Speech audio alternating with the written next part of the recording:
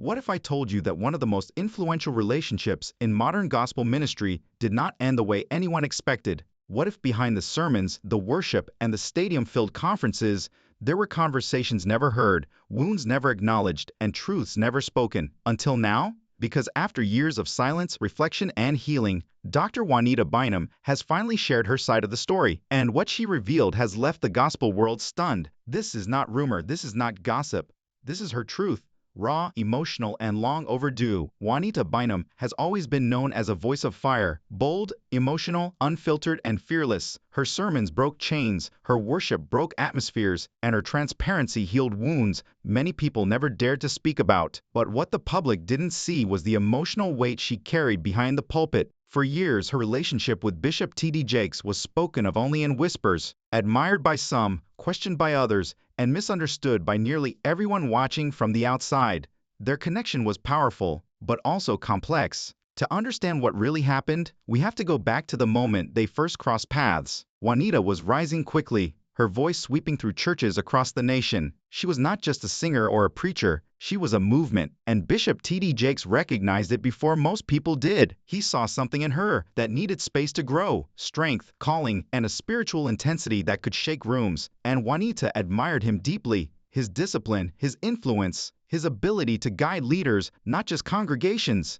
In the beginning, their relationship was rooted in ministry, mentorship, guidance, and shared purpose. Two strong voices, two commanding presences, both carrying the weight of calling on their shoulders. But when two powerful callings stand side by side, the dynamic is never simple. People close to them began to notice subtle changes. Not scandal, not impropriety, but pressure. The pressure of expectations, the pressure of platform, the pressure of being seen as more than human. Their partnership was inspiring, but it was also demanding. And eventually, the very thing that connected them became the thing that created distance. Not betrayal, not conflict, but the emotional toll of carrying ministry at that level. There were moments, according to those who walked with them in those years, where admiration clashed with individuality, where calling collided with identity, where the lines between mentorship and self-direction became blurred. Their relationship didn't fall apart in public, it unraveled quietly. In conversations, decisions, misunderstandings, and the growing awareness that their journeys were no longer aligned. And when it ended, silence filled the space where connection once lived. Not anger, not bitterness, just silence. Until now,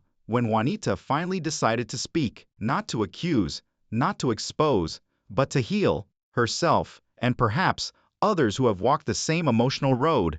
When Juanita Bynum began to speak about her history with Bishop T.D. Jakes, the tone of her voice made it clear. This wasn't anger, and it wasn't bitterness, it was truth. Truth shaped by time, maturity, and healing. She explained that in the beginning, the foundation of their connection was admiration. She valued his guidance and respected the role he played in her ministry journey. He helped shape parts of her calling, opened doors, and affirmed her voice when she was rising into national visibility. But, as she revealed, growth is rarely simple. Alongside the support, there were also moments of strain, moments where she felt challenged, misunderstood, or emotionally stretched in ways she hadn't expected.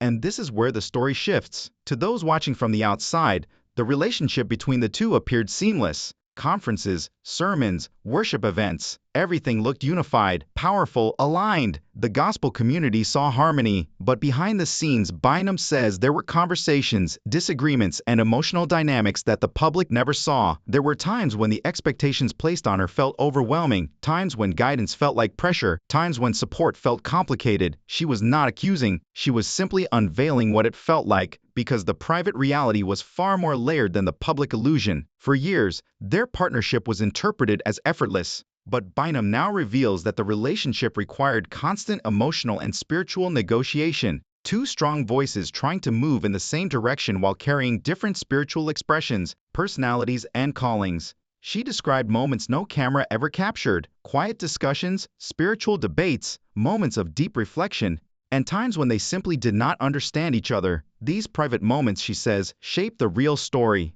And then came the turning point. As both ministries expanded, so did the distance between them. Their callings began to diverge. Their perspectives on how to lead, how to preach, and how to express spiritual authority no longer fit together the way they once had. Bynum's ministry was raw, urgent, and emotionally transparent. designed to break spiritual walls in a single moment. Jake's ministry was structured, strategic, and deeply focused on leadership development and institutional growth. At first, those differences complemented each other. Eventually, they collided. She explained that what one considered encouragement, the other sometimes felt as restraint.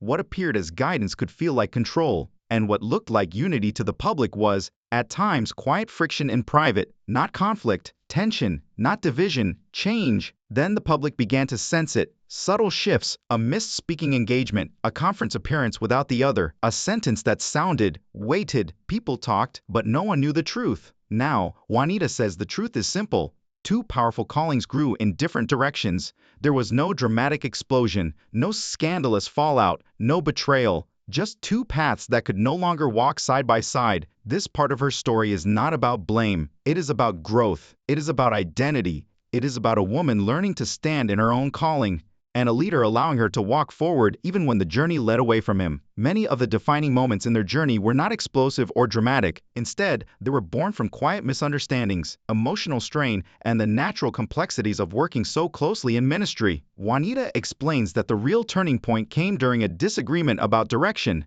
not just in ministry, but in personal priorities and boundaries. She doesn't reveal every detail, but she makes it clear that their visions began to move in different directions, and that shift brought a level of tension neither of them could ignore. This was a season marked by deep reflection, long conversations with God, soul-searching, and attempts to realign what felt fractured. Both remained devoted to their calling, but the weight of emotional and spiritual pressure made the relationship harder to hold in the same way it once had been. Juanita also addresses the influence of the outside world, the whispers, the commentary, the assumptions. What may have started as small differences became magnified once people began watching, speculating, and filling in the blanks with their own narratives. In ministry, even a pause, a silence, or a missed appearance becomes its own headline, and that public pressure added strain to what was already delicate and deeply personal. What makes this chapter so compelling is not scandal, but humanity. Both she and Bishop Jakes were respected leaders, admired across the world, but they were also two people, navigating emotions, responsibilities, expectations, and the weight of being constantly seen.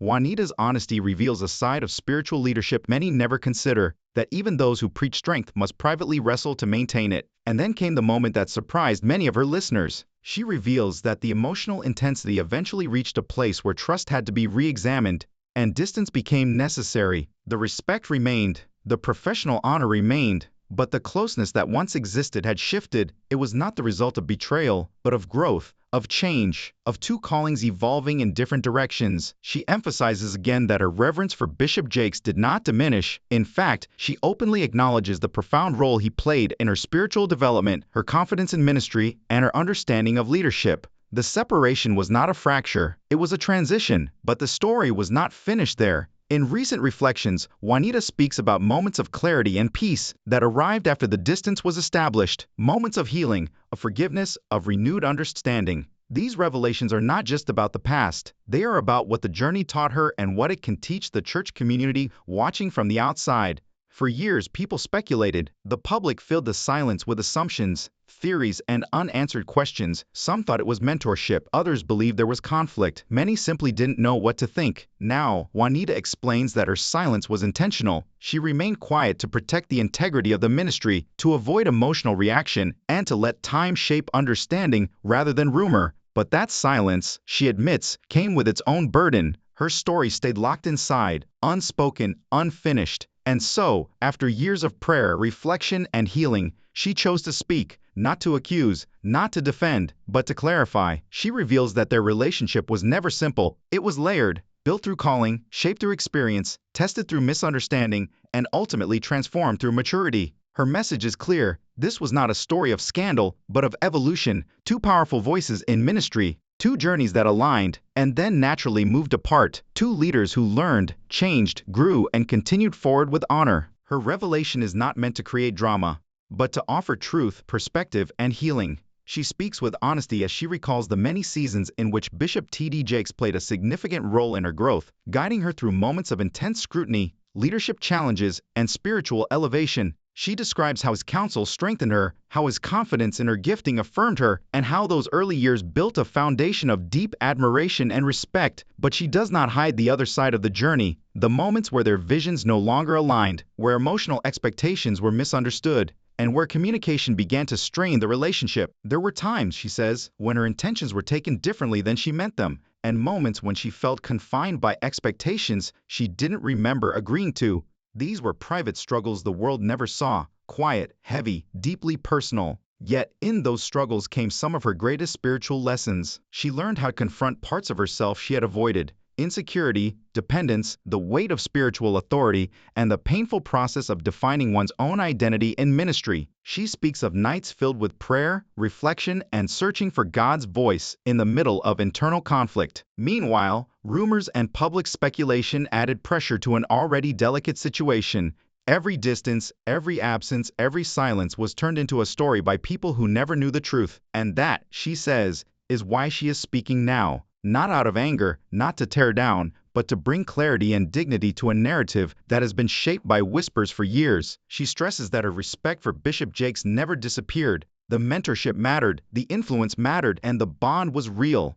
Their story, she explains, is not one of scandal, but of two strong spirits navigating calling, emotion, and purpose in a very public world. Her revelation is not about blame, it is about growth. It is about the courage to acknowledge that spiritual leaders are human too, that guidance and conflict can coexist, and that relationships, especially those built in ministry, require discernment, patience, and wisdom. And when she finally chose to speak, it was to bring truth, healing, and understanding to a story that reflects what many experience but few ever voice: that even powerful partnerships can evolve, shift, and transition, not in hatred, but in maturity and grace.